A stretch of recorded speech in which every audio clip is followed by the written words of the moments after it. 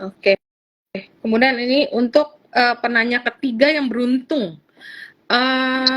Sis namanya nih, kayak sis ya. Bukan maksudnya Ibu Angeli Ichi. Kalau dilihat sekarang, kan sekarang ada pemberitahuan untuk wajib militer dari member BTS.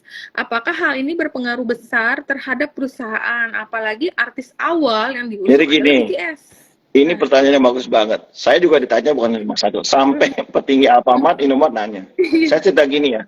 Number one, satu, BTS adalah salah satu artis yang diusung oleh Hype Entertainment.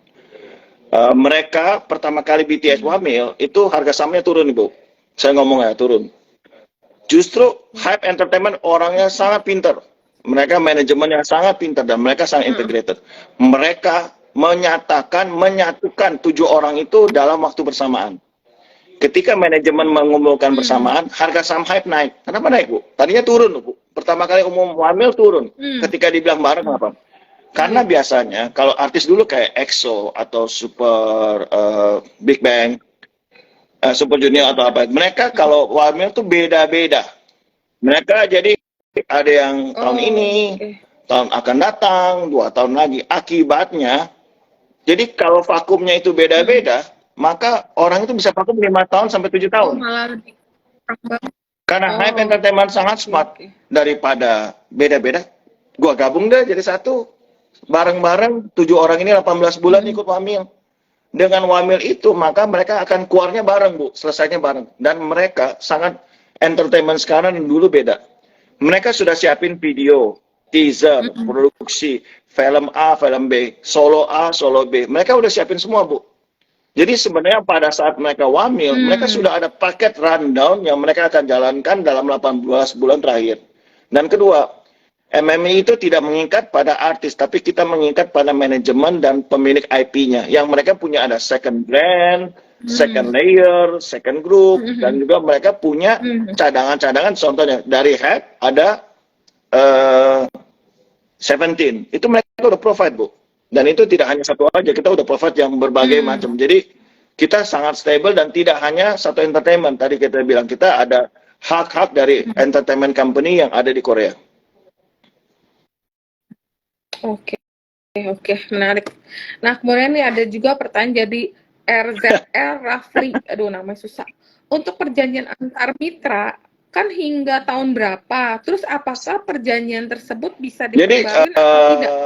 maksudnya perjanjian dengan yang mana, Bu? Dengan entertainment atau dengan mitra yang di Indonesia Dengan atau yang mitra. dengan di Korea? Ini pertanyaan yang Iya, ambigu nih. Saya iya sih.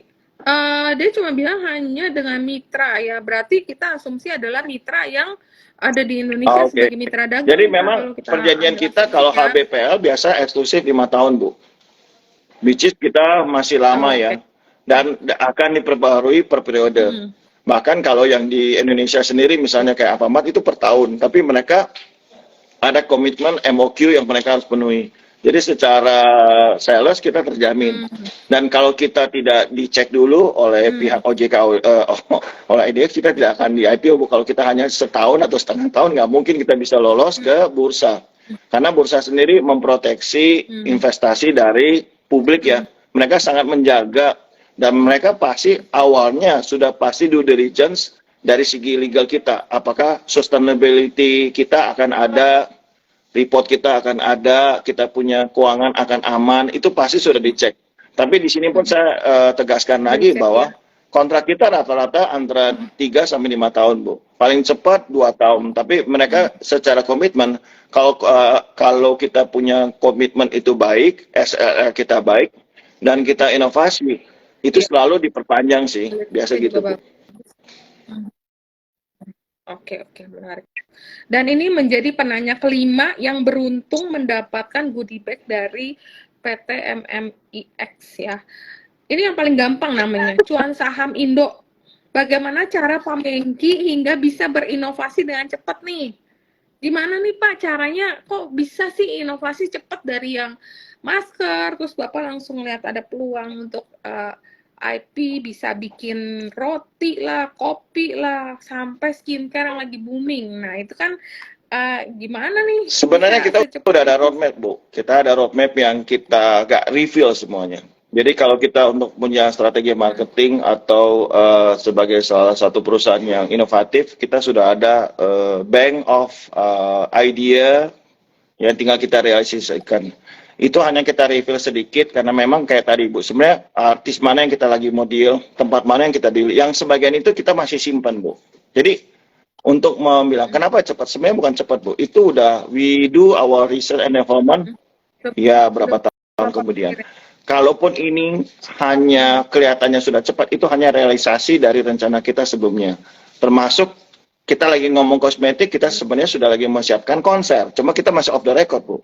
Karena kalau kita ngomong cuma di awal, itu tidak ada yang indah ya, Bu ya. Kita satu-satu. Kita lagi ngomong BT21 aja belum habis dimakan, Bu. Ini kita sudah ngomong yang lain, coffee. Tapi ya, hal ini masih kita harus reveal karena kita akan bicara untuk ke depannya. Nah, seperti tadi saya bilang, rencana kita tahun ini untuk flagship store aja saya sudah reveal. Tapi sebenarnya banyak sekali orang menawarkan kita mau boleh franchise nggak Pak? Seperti kayak es krim nih Bu, gimana Mas? Boleh nggak franchise? Boleh nggak kita jadi reseller produk-produk MMI? Bisa, tapi belum saatnya saya akan publish atau open. Karena itu masih tahap kita mencari bentuk yang paling pas untuk Indonesia itu apa. Kira-kira gitu Bu. Jadi kalau bilang cepat sebenarnya bukan cepat. Tapi kita udah far prepare sebelumnya. Kira-kira gitu Bu. Direncanakan. Oke. Nah, Pak, ternyata sebenarnya kita ngobrol udah longer than we plan ya, tapi mungkin ini menjadi pertanyaan saya yang terakhir. Nah, bagaimana dividend policy? Ini banyak banget biasanya kalau kita investor nanya nih nanti dividen. Kita dividen kita confident, makanya kita akan bagi up to 35% Bu. Mungkin banyak yang belum tahu, tapi udah ada di prospektus. Seperti orang Indonesia malas baca Bu, mau disebutkan, mau dipaparin, ya, tapi 35% Bu. Kita up to 30%. Dan mungkin kita akan mulai bagi tahun depan, karena tahun ini kita baru IPO ya Bu ya. Mungkin maaf Desember lalu, kita akan kita akan rolling mungkin mulai dari tahun 2024. Kira-kira gitu Bu. Jadi tetap stay and keep the stock ya, supaya dapat dividen lumayan nih Bu. Iya.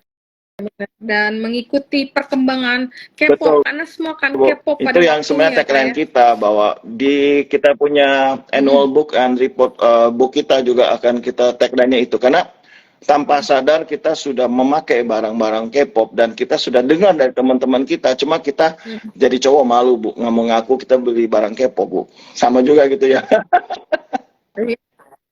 Iya.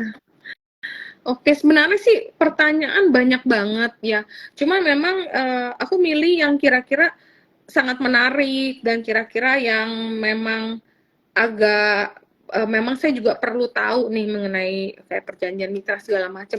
Jadi sorry banget teman-teman, kita cuma memberikan 5 lucky draw untuk 5 lucky winners. Jadi kalau misalnya ada yang nggak terjawab, mohon maaf. Jadi ya mungkin kita akan kapan-kapan mungkin kita adain event lagi, mungkin teman-teman boleh join lagi. Jadi nanti untuk Mbak Erika Paramita, untuk Ferdi nomor 7, untuk Angeli Ici, untuk Ras Rafli dan Cuan Saham Indonesia, tolong japri saya, ntar saya minta alamat dan nomor kontak WA, nanti biar admin saya akan kontak lagi dan akan kita serahkan datanya ke Pak Mengki dan tim ya Pak, nanti dari kita akan kirimkan.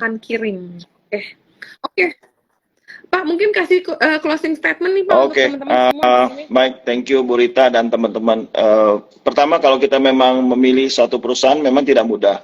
Pasti banyak sekali informasi ataupun keraguan, tapi memang kita harus memilih perusahaan yang memang punya fundamental bagus. Artinya jelas bayarnya, jelas produknya, jelas inovasinya, dan juga direksinya. Karena itu penting, karena seperti saya tahu, kita bukan cuma hanya masker dan seperti banyak orang bilang, kita harus belajar dengan Korea yang dari 20 tahun lalu berbeda sekali dengan sekarang. Karena mereka juga sama, amati, tiru, modifikasi, dan mereka melakukan dengan serius. Apabila kita melakukan segala sesuatu dengan serius, kita fokus pada tujuan kita, maka Saya rasa sesuatu dream kita kayak lagu Jungkook itu pasti tercapai, Bu, karena kita percaya. Itu yang kita penting, Bu. Karena tim kita MM itu sangat muda ya, semua muda-muda, profesional muda, dan mereka jiwanya sangat muda dan mereka mau belajar, mereka mau training lagi.